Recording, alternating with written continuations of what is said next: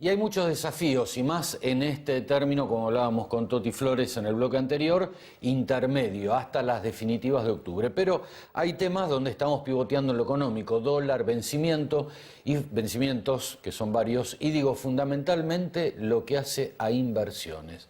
¿Llegarán o no llegarán? Javier Milei, gracias por haber venido. ¿Qué tal, Jorge? Mira, yo creo que lo que ha pasado este último domingo ha sido un avance importante. Desde mi punto de vista, el proyecto político de Cristina Fernández de Kirchner pasó de ser liderar el PJ en el año 2019 a manotear fueros para escaparse de los barrotes. O sea, y eso me parece que es una excelente noticia para la Argentina. A ver, si Cristina Fernández de Kirchner hubiera ganado las PASO por una muy amplia diferencia, el martes tenía sembrada la semilla de una hiperinflación a 35 días, porque el Banco Central no hubiera podido renovar el vencimiento grande que había. Además, como se vio en las semanas previas a las elecciones, cuando se la daba ganadora holgada, el dólar empezó a subir, el Banco Central tenía dificultad en renovar las LEVAX y eso claramente implicaba emisión monetaria y se iba al dólar, en un contexto donde más caía la demanda de dinero. Ese combo lo que te genera es que el poder adquisitivo del dinero caiga y con ello, ¿sí?, sube el precio de todos los bienes. El dólar, como es un activo financiero, subía más rápido.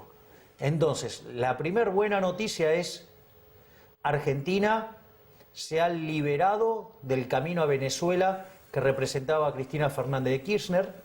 Además, a mí me resulta difícil pensar en un PJ que se abrace a un salvavidas de plomo, porque fíjate lo que le pasó en Santa Cruz, en su tierra, ¿sí?, donde tanto gobernaron y donde llevaron el modelo al extremo, que de hecho no es ni más ni menos que, digamos, si vos a Santa Cruz le metés emisión monetaria es Venezuela. Y por otro lado, cuando mirás el caso de San Luis, los Rodríguez Sá, que no perdieron una elección desde 1985, al aliarse con Cristina, perdieron. Con lo cual, desde mi punto de vista, me parece que el proyecto más nefasto que tuvo la historia argentina, con tintes totalitarios, que es el kirchnerismo, se acabó. Y esa es una excelente noticia, ¿sí? Eso por un lado. Por otro lado, esto quiere decir que ahora se va a recomponer la demanda de activos financieros locales, con lo cual es muy probable que vos veas una tendencia nuevamente decreciente sobre la tasa de inflación y con tasas de interés más bajas. Lo cual eso lo que va a permitir es que este proceso de recuperación económica que está viviendo la economía se afiance. Eso es lo que te diría desde la lógica del corto plazo. Ahora bien, esto hay que confirmarlo en octubre y a partir de octubre el gobierno debería dar un cambio de timón muy fuerte en materia de tamaño del Estado y presión fiscal, porque si no, no va a haber inversiones.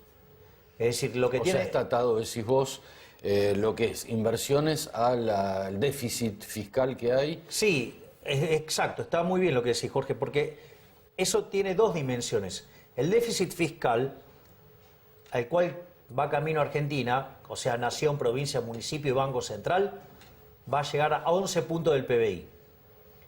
Y pensá que el Rodrigazo en el 75 estalló con 14, la tablita cambiaria en el 82 con 11, o sea, un nivel al que estamos camino. En el año 89 la hiperinflación con 8 y la convertibilidad estalló con 7.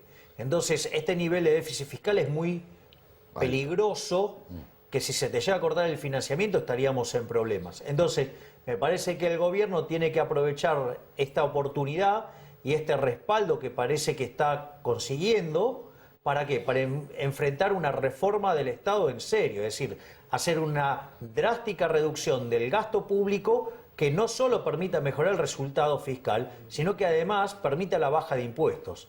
Entonces, ahí sí vos vas a encontrarte con una situación de crecimiento económico. Esto está atado, lo que comentás, Javier, a una reforma laboral que pareciera que el gobierno está dialogando con un sector de la CGT. Me parece que es urgente ir sobre el tema de la reforma laboral. ¿Sabes por qué? Porque el problema en el plano laboral es que está abarrotado de restricciones y la evidencia empírica internacional muestra que aquellos países que tienen menos regulaciones sobre el mercado laboral tienen menores tasas de desempleo. Entonces, frente a una situación donde el futuro va a estar caracterizado por el progreso tecnológico, si vos no tenés un mercado laboral flexible, vas a hacer explotar la tasa de desempleo y vas a generar niveles de tensión social insostenibles. Entonces, me parece que hay que tener una discusión seria, una discusión avalada por la evidencia empírica y no tanta ideología. Pero bueno, es parte de la historia. Igual, digamos, yo creo que todavía es mucho más complicada la tarea que el gobierno decida efectivamente bajar el gasto público, porque es algo que lo tiene que ser sí o sí. Desde mi punto de vista, habría que eliminar de cuajo los subsidios económicos y habría que eliminar de cuajo la obra pública. En el caso de los subsidios económicos hay que rediseñar todos los contratos para que no haya un fuerte impacto en precios. Y por otro lado, habría que la obra pública hacerla con el modelo de iniciativa privada chilena. Eso te permitiría ahorrarte casi 8 puntos del PBI y eso te daría, mucho. Claro, y eso te daría lugar para bajar impuestos al trabajo y bajar impuestos a las ganancias. Yo de hecho lo que digo es que hay que eliminar el impuesto a las ganancias reinvertidas. Cuando vos haces eso, se te generan incentivos para invertir y además hacer inversión intensiva en trabajo.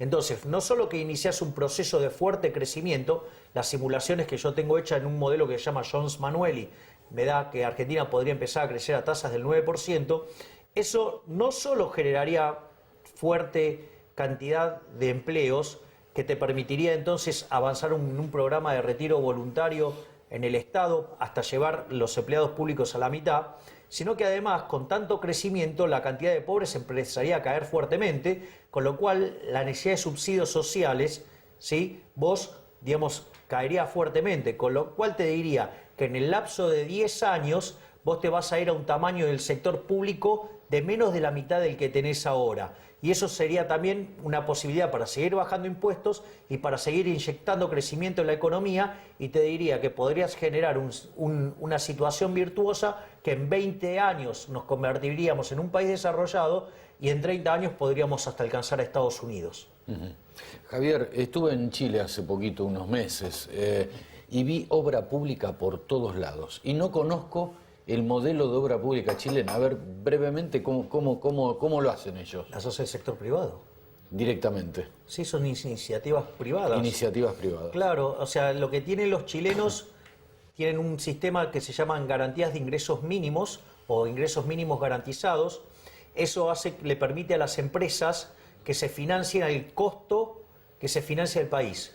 ¿Por qué? Porque lo que te hace esas garantías operan como si fuera un bono y que en caso de que los ingresos del proyecto no sean suficientes, paga el gobierno. Entonces, ¿qué es lo que hace? Eso hace que el riesgo que tiene el proyecto es el riesgo soberano.